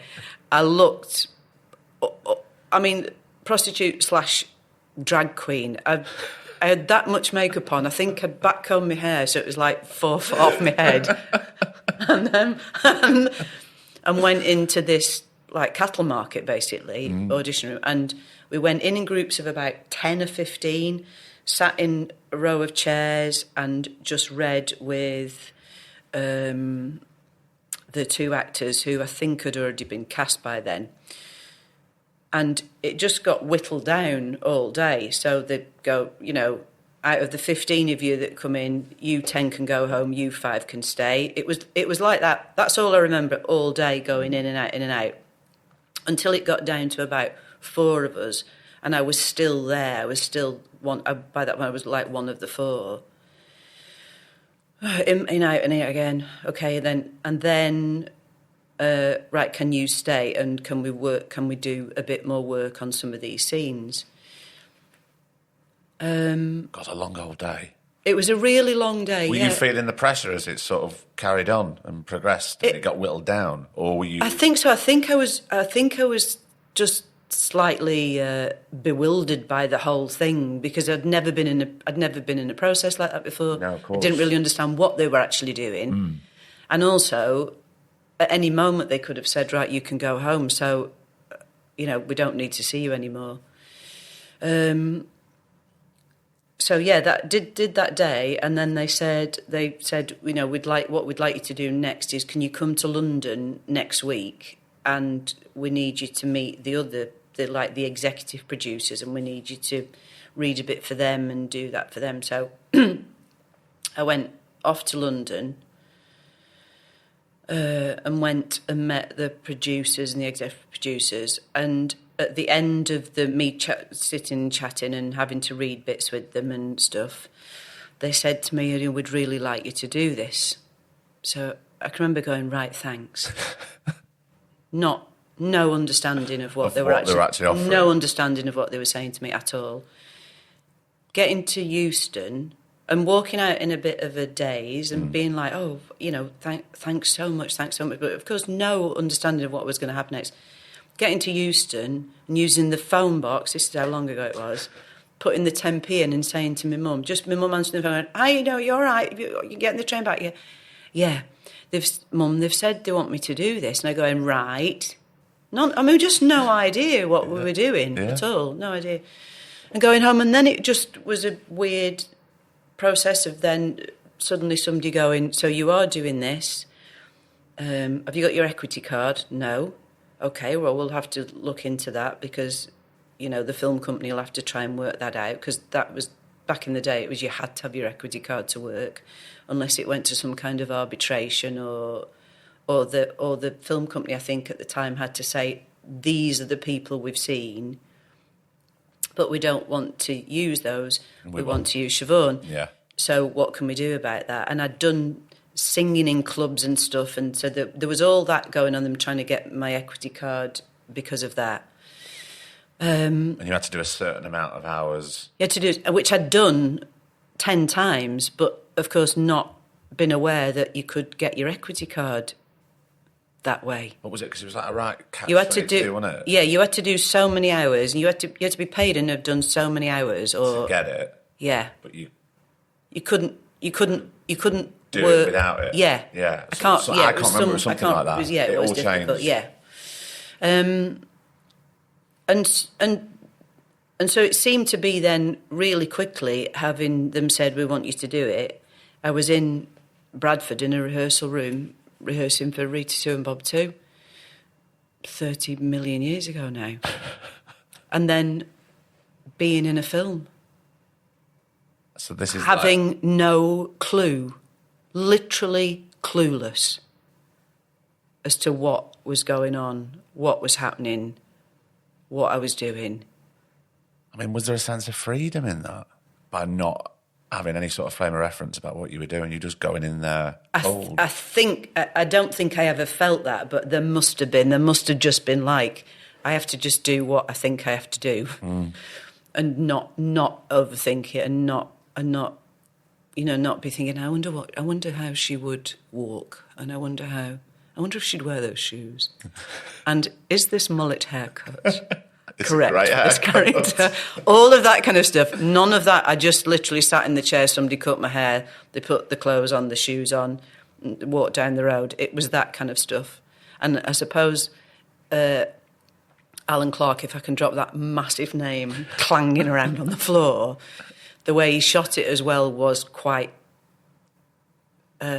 free. It wasn't a regimented shoot. It wasn't, all right, the camera's being set up here and we're going to shoot this. It was a lot of steady cam, which of course I didn't know. I thought everybody shot everything with a camera attached, them running backwards down a road, all of that kind of stuff. But yeah, and we shot it in about 5 weeks. Does it that quick? Yeah. And I bet you never thought for one instance when you were going, I don't, you know, if you felt a bit uncomfortable, but you never thought, well, wait a minute, Siobhan, they saw so many people for this part. Of course I didn't think of course that. You didn't. Of course I didn't. Because I still expected somebody on set to come up on set and go, you know, So I've made a terrible mistake. You've given it, you've done your best. Yeah. But you did a really good try, didn't you? You've had a really good try at it. You were enjoying yourself, weren't you? Yeah. We could see that. Yeah. But for a first film, putting everything else aside... First job. Yeah. Yeah. I mean, some of the content of that film for a young woman is quite full on. It was horrific. Yeah. It was horrific. How did you feel about doing I don't think I dared feel anything about it. And certainly not even ask any questions about it. Not at all. It's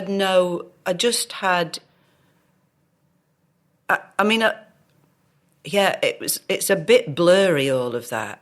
I mean, thank God it was George Costigan, which sounds a very weird sentence to say. Thank God it was George Costigan who was pretending to shag me in that film, because I don't know how I'd have gone on with anybody else. But just for those people listening who have never seen it. Yeah, we should sort of give a bit of context. Okay, it's basically a film about two 16-year-olds. Just about, I think. Who babysit for a character. They're Rita and Sue, the two girls, and they babysit for a character called Bob and his wife, Michelle. And I don't know, I mean, there's no nice way of putting it, is there? And they basically are shagging Bob. Both of them. Yeah. Two schoolgirls. Yeah, two schoolgirls, yeah. And that's sort of what the film's about. I mean, it's not just about that. No. It's about, it's a whole slice of society and having a look at what's going on. Would it get made now? No. And should it get made now? No. No. And should it have been made then?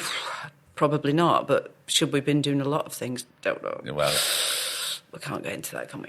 But that was what the film was about. We can get into it. Yeah. I mean, I don't want to. No. But no, it wouldn't get made now. I mean... It wouldn't get made now with the amount of fun that they injected into it then, would it? They couldn't do, No. I don't think we'd be all laughing at people dancing till we're having a gangbang. No. No. I mean, yes, times have changed, but even I remember looking back on it then and being quite shocked by it then. It was really shocking, and I don't think I was aware of how shocking it was at all at the time. I think it was all, because it was all just overwhelming that I was even being paid to be in a film. It was all overwhelming. I can remember going to there was a film festival in Brighton, and we went down there, and I think that might have been where it had its first release. And the press, we were on a row table, behind a desk. All the press filled the room. And of course, I was completely oblivious to the fact that they were going to come at us about it. So naive, really. I mean, so naive. But I was 19. I was 19 years of age, and probably very immature, but very naive to what they were going to ask questions about. And of course, it started, and you sort of sitting there thinking, "Oh my God, this is really going to cause problems." What kind of stuff were they asking? It was all kind of like, it was the headlines and stuff were things like Thatcher's Britain with its knickers down and stuff like that. And it was a case of, is this really going on council estates up north?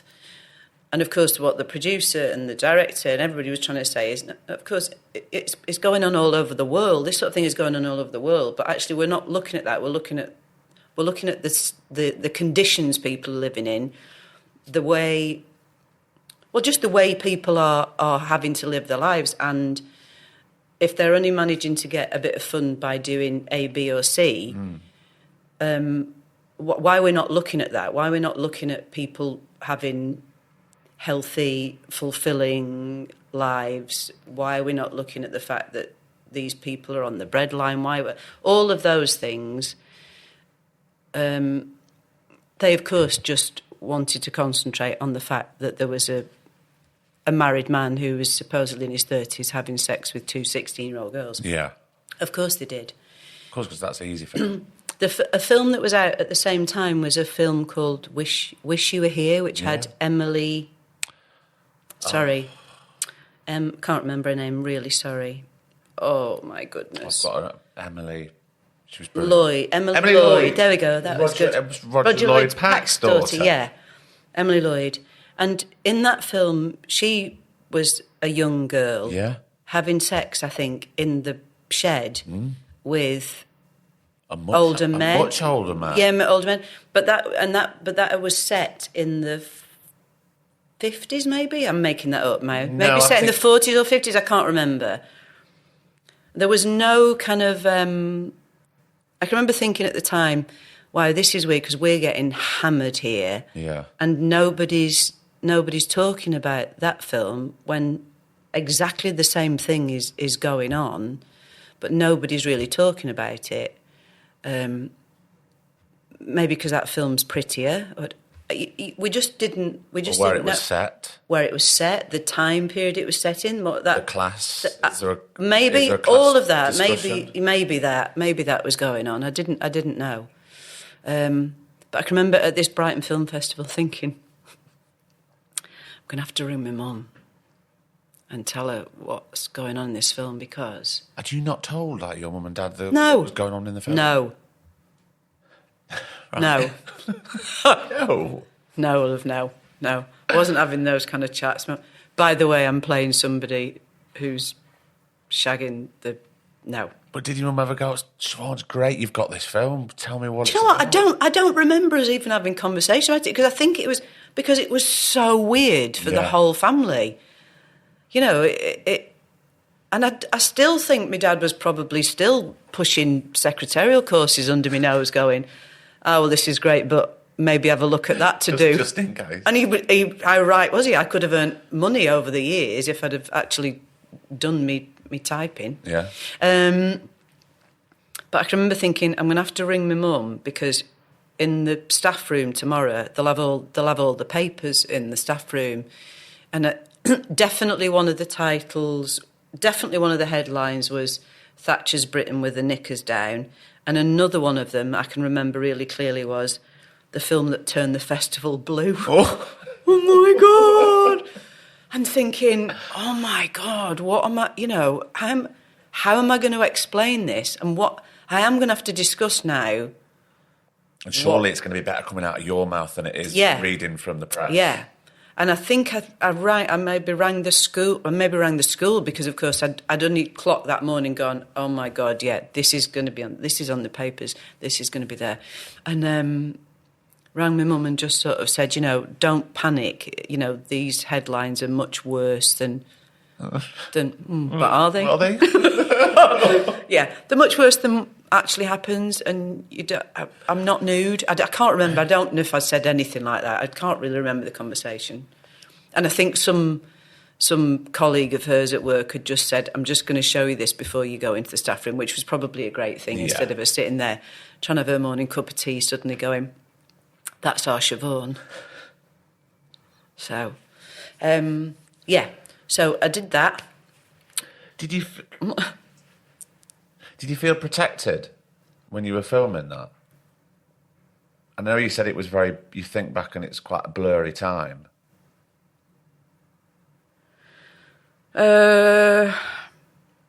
Protected in what way, darling? Do you mean just looked after? Given the content of the scenes that you were doing? I mean, how old was Michelle at the time? Was she around the similar age to you? It's about the same age, yeah. I think the same age. But Michelle had been working from being I think She was doing probably stuff when she 14, 15, yeah, maybe younger. Yeah, so yeah. so her knowledge of being in that working environment was completely different than mine. Yeah. And Sorry, this is Michelle Holmes we're talking about sorry, as well. yeah, just yeah. for people who... So, yeah. Do you know what, Craig? I can't remember. I don't remember feeling taken advantage of. No, not at all. I didn't feel like that. And like I said, you know, George was an experienced actor as well as a really lovely human being. So, you know, and a lot of and to be fair, those the kind of the big scene up on the moors actually ends up, it's farcical in a way. Yeah. So there's nothing, you know, we were never asked to we were never told to take our clothes off. We were never asked, you know, there was none of that ever went on. Yeah, I don't remember. I mean, I felt vulnerable the whole time I was doing the job, just because I was in a. But I just had no clue what I was doing. But not for one specific reason, for all sorts of different reasons. Yeah, all sorts of reasons. Yeah. So what was the next stage after that? Were you thinking, oh, well, I've made a film now? And did you feel like you'd learned a lot doing that film? No, I don't think I did feel like I'd learned. You were just getting through it. Yeah. I was just... Which makes sense. Yeah, I was just there doing it. And after that, because I didn't end up still with my equity card. I still didn't have an equity card. After that? Yeah. It all went to pot. I can't... Again, sorry, because I've got no brain, because it's 30-odd years ago. I can't remember what happened. Who doesn't remember stuff, I think we're having a really good conversation. Oh, okay, that's good. Okay, good. I really won't worry.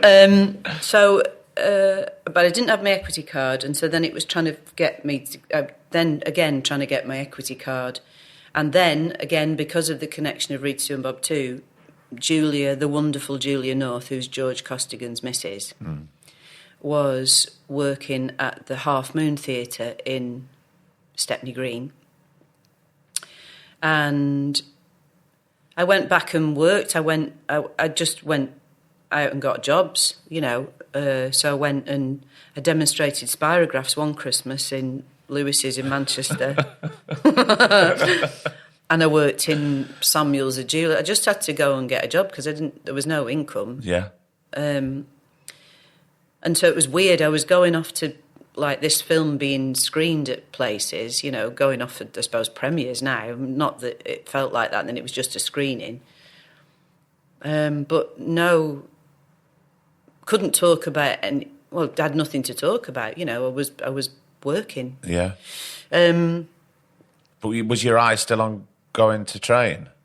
Yeah. Yeah. There was still that, but I'd missed that then. I'd missed that because of the film. I'd then missed it, yeah. That September, so so it would have been another 12 months. Well, that's like so 2 years on, yeah. Which probably now would have been a brilliant time for me to go because I'd have been a little bit more savvy, you know, to work out what was going on. But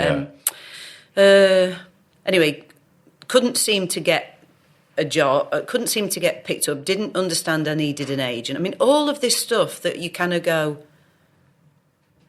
you know, now, it's great, like you were just saying before about mentoring somebody, you can say to them, right, you sort of need to go along this path, you need to find out this, try and go and speak to them, do a bit of this, do a bit of that.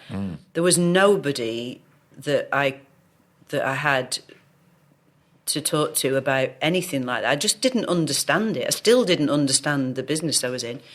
Anyway, George's lovely wife, Jules, rang one day and said, look, she was working at the Half Moon Theatre as maybe an assistant director at the time, I can't remember, I think she must have been, and said, we are auditioning for the chorus in a production of a show called Poppy, which is a kind of musical. It's about the Opium Wars, so it's not jolly, but it was good fun.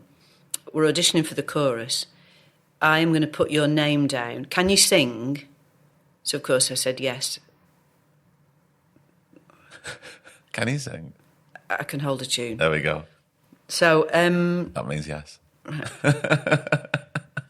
So I'm going to put your name down for this to audition, and so come in and audition next week and bring a song and blah, blah, blah, blah. Okay. So I went off for this audition, of course, with, half of London again, who could all dance and say, everybody I was auditioning with. And I think I might have even had to do my Victoria Wood again. I can't remember for this audition. But bring out the classic. Bring out the classic, yeah. And also just something that I was comfortable with. I knew was fun. And, did this audition for Chris Bond, who was the artistic director at the Half Moon Theatre then, and the musical director and people, and kind of just about got through a song, not being able to breathe because I didn't know how to breathe and sing at the same time. So I just held my breath at the start of the song and hoped it'd last until I got to the end. And then maybe put a few dance moves in at the end just to show them that I could move about, even though I was actually struggling to breathe at that stage. But, anyway, went off after that, and I can remember Jules ringing me on the Monday morning. I think I'd auditioned the week before on the Monday, ringing her on the Monday morning and just saying to me, "Hi, darling." I thought, oh. And she said, "Look, I'm really, really sorry, but hang on a minute, I've got to go." So I put the phone down at my mum and dad's and thought, God, wow, that was quite brutal.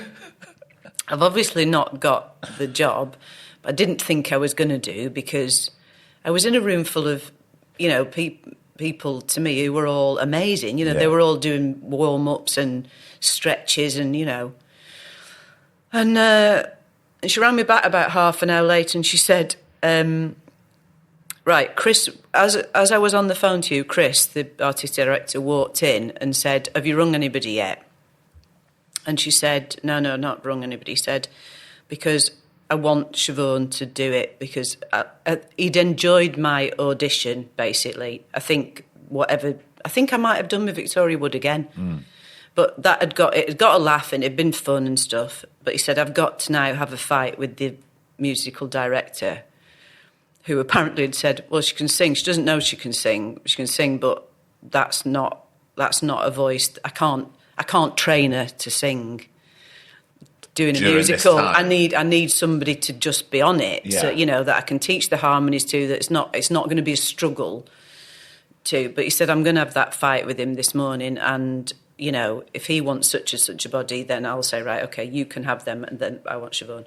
So I ended up in the chorus of this musical called Poppy at the Half Moon Theatre in London, and I got my equity card. Finally. Playing the back end of a horse called Randy. Pantomime horse called Randy, and that's what I had to do a lot of the time. So I'd gone from Rita Siobhan to shagging in the back of a car to being a Randy horse in a musical. Say there's a connection. Yeah, but I got my equity card doing that. So, yeah. So then what? Then again, just not... And I think some... You're on a path now. I'm sort of on a path, but it's going all over the place.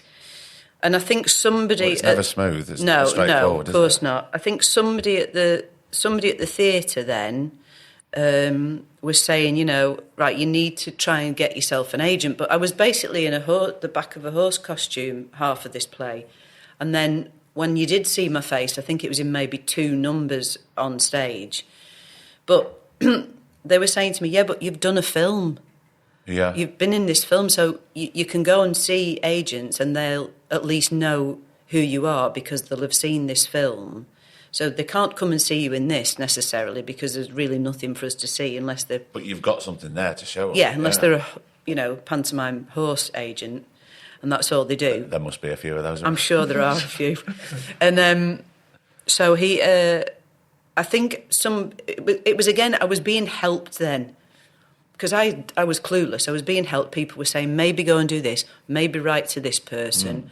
Or, do you know what, this person's a mate. I'm friends with a casting person. Let me talk to them and see where they should send you or where you should go or who you should write to. And that's what I did. I think it was... Ayub Khan Dim was in that production with me, and me and him just had a great time too. We had a great laugh together, both from up here. And I think it might have been his agent's husband or something that just said, you know, you should maybe go and see these people. They'll definitely just get you in, even if it's just for a cup of tea. Yeah. And have a chat with them.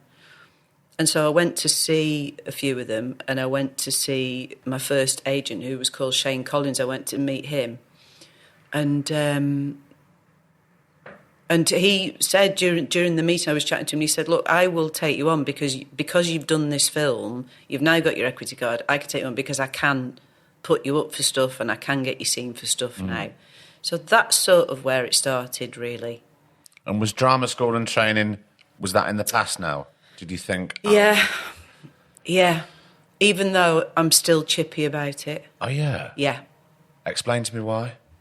Because I try not to be chippy about it. I get the piss taken out of me because people go, yeah, because you've really struggled, haven't you? Your career's never really taken off because you didn't go to drama school, have you? They do a lot of that with me. I think it's just that feeling of never feeling like I was proper. And if I'd done 3 years at drama school, I might have been proper because at least I'd have read a few more plays. I could have done that in the privacy of my own home, let's be honest, but I didn't do that. But you would have felt, Siobhan would have felt accepted. Yeah. You must feel accepted now, though. Yeah. Good. I was reluctant on it. I do, but I lasted a play about 5 years ago, and I can remember one day having a cup of tea, and you know, I was working with actors who they'd all been to see stuff that week, and and just standing there thinking, I can't contribute anything to this conversation other than, did anybody watch Gogglebox last night? Because sometimes we need that question. We do need that question, and also that's again me going. I'm going, and you're just being judgmental now about people who've been to the theatre 3 times this week because you think that's stupid, you know. And of course it's not stupid. It's what they love doing, and of course it's not a stupid thing to do. But again, thinking, oh, you know, is this because I didn't go to drama school? A lot of that. I think there's a lot of that. Do you worry? That I didn't go to drama school? No, just in general. Are you a worrier? Yeah. Yeah, I try not to be. And I criticise people for being like that. My best mate, I'll say to her, Christ, you'd be worried if you weren't worried. Yeah. You know, you'd be worried about that. Yeah. You'd be worried about the fact you've got nothing to worry about. So I try not to do that, but... yeah, it is that thing, isn't it, of just, are you good enough? You know. Do you think that ever goes away? I think some days it goes away completely, and then other days it comes back like a bastard, doesn't it? Yeah. And goes, I'm just going to, actually today, no, you're not going to be good enough today. I'm just going to have a bit of a go. I'm much better, though, if I've had a day at work that I don't think has gone very well. You know, years ago, maybe not that long ago, but I'd have gone home and been really upset and bothered by that. And giving yourself a hard time really about giving it. myself a hard time and thought, you know, you knew what you wanted to do with that scene, or, you know, why didn't you do, or why didn't you cry today? You know, you should have been crying all the way through. All those daft things that you can come away with and go, I didn't do that as well as I should have done, or as well as I could have done. But I'm much better now at going, okay, that didn't go as well as I wanted it to, but that was down. It's gone, yeah. And also that was down to the fact that we had 5 minutes to do it, or there was that, you know. And so all of those external things that you're not in control of, just being able to go, well, I did it to the best of my ability. In those surroundings. In that situation. Yeah. Everybody else was working to the best of their, you know, it was all, that was maybe just the way it was meant to be. So I'm much better at that. Years ago, I'd have been beside myself thinking, oh, what a waste of time. Yeah. And then if you're like that sometimes, because we've all been in that situation, it carries over and bleeds into the next day. Of course it does, yeah. Effect. Of course it does. And you're carrying that with you going, I think they thought I was shit yesterday. You know, and if somebody doesn't, just say morning, so you think, oh, they've not even spoken to me today because they knew I was shit yesterday. Because I was shit. That lovely props bloke that I always say good morning to can't even look me in the eye this morning because he went home last night and went, thought she was all right, but she was shit yesterday. What was I saying before? Imagination is so powerful. Yeah. It spirals. Yeah. Has there ever been a point where you've thought, I'm just not going to do this anymore? Yeah, most jobs. Yeah. I can't do anything else. That's the awful thing. If I could think about doing something else, then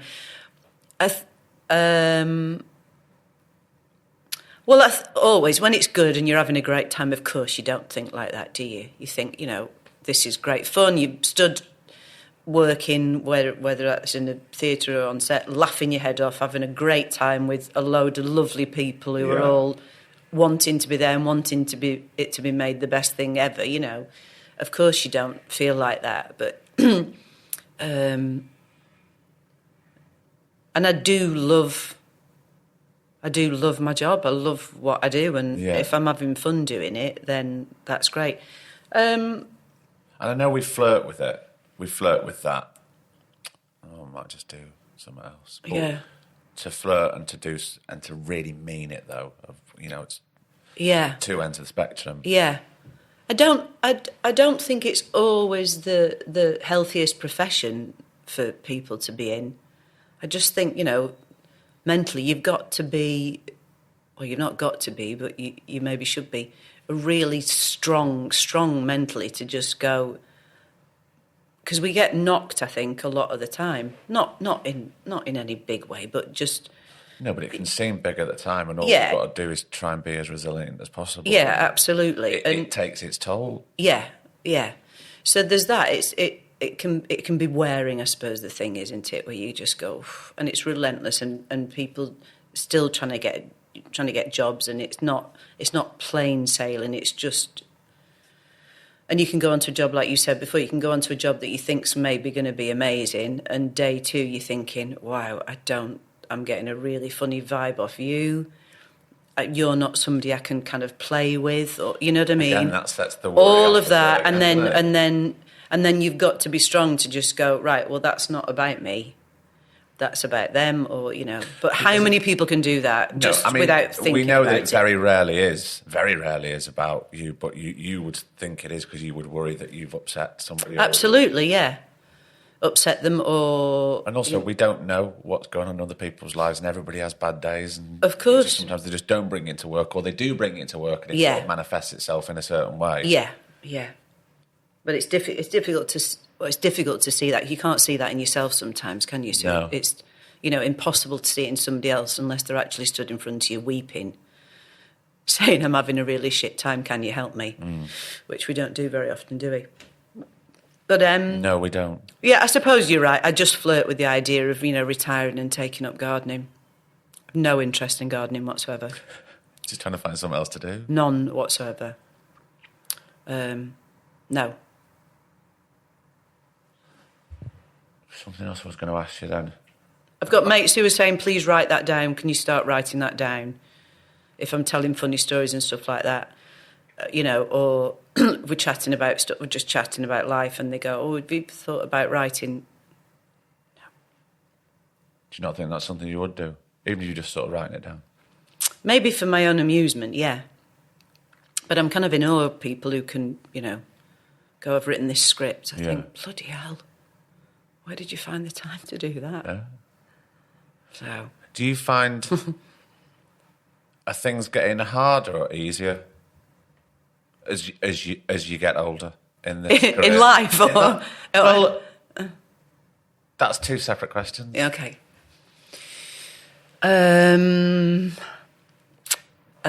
Because it's not straightforward and it can be precarious.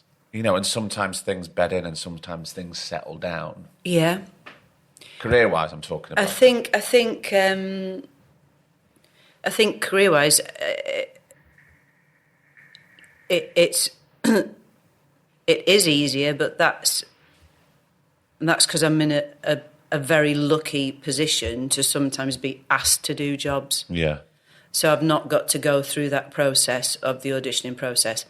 That the sort of flip side to that is you're tipping up onto a job thinking, am I actually right for this? And that's do these people actually want me to do it, or has somebody in an office somewhere said, right, well, can you get Siobhan Finneran to play that part, please?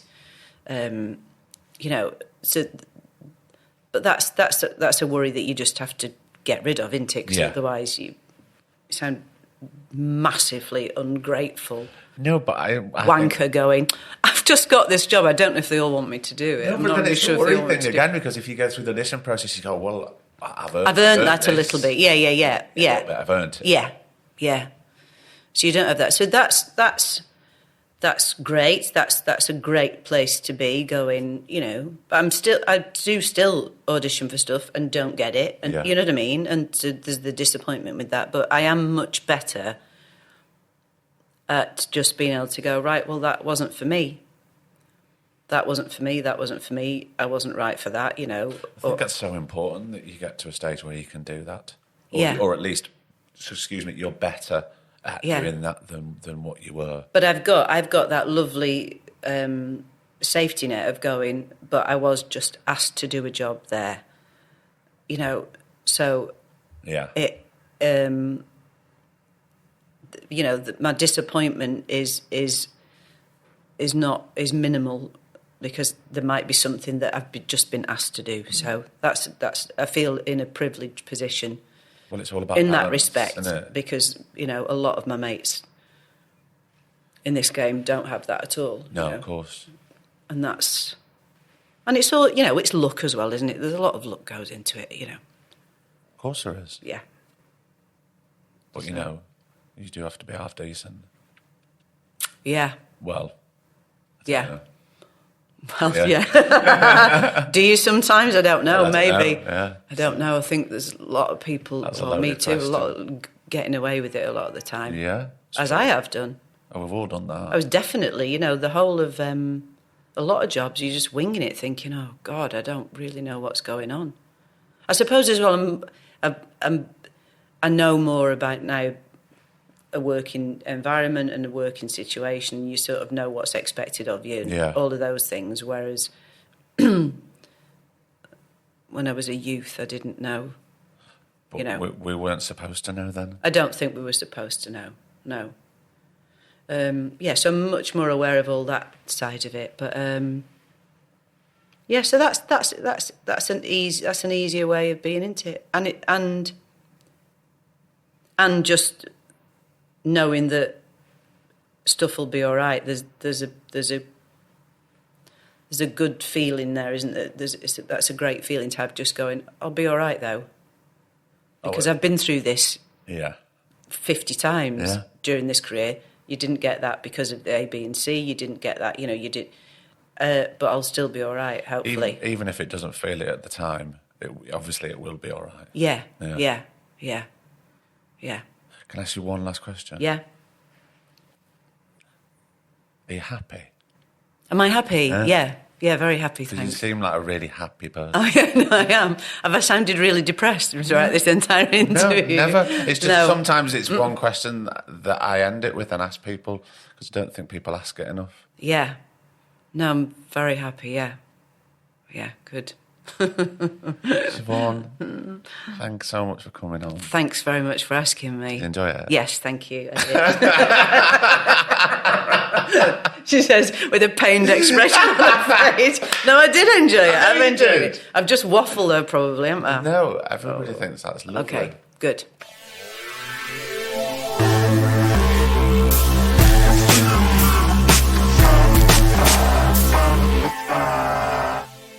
And another episode is done. How brilliant is Siobhan Finneran? I'm really, really thrilled that she found time to come on. And we had such a long and lovely chat. I really hope you enjoyed it. And thanks for downloading and subscribing. I really hope I didn't go on and sort of wang on in the intro too much. I was just thinking about joy and positivity at Christmas, and everybody can be so elated, and you're walking past and you see the office Christmas parties, and maybe you're not in the bestest place, or you know somebody that isn't. So I think it's a really good time just to think on the flip side of that. I'm not like being a downer or anything, but it's kind of nice to stop and have a think about that. Do you not think? I hope so. Anyway, if I did waffle on, then apologies. But if you got where I was coming from, then do let me know. And yeah, I'll be around over the festive period on social media. So if anybody wants to have a chat, or is feeling a bit down, panicky, lonely, then yeah, just come on to Twitter and we can have a chat. All right? I think that's really important. Sarah Millican does an incredible thing that I'm not usurping by any stretch of the imagination, but I think it's something that I wholeheartedly support, and Sarah's amazing. So that is it. Our last episode before Christmas.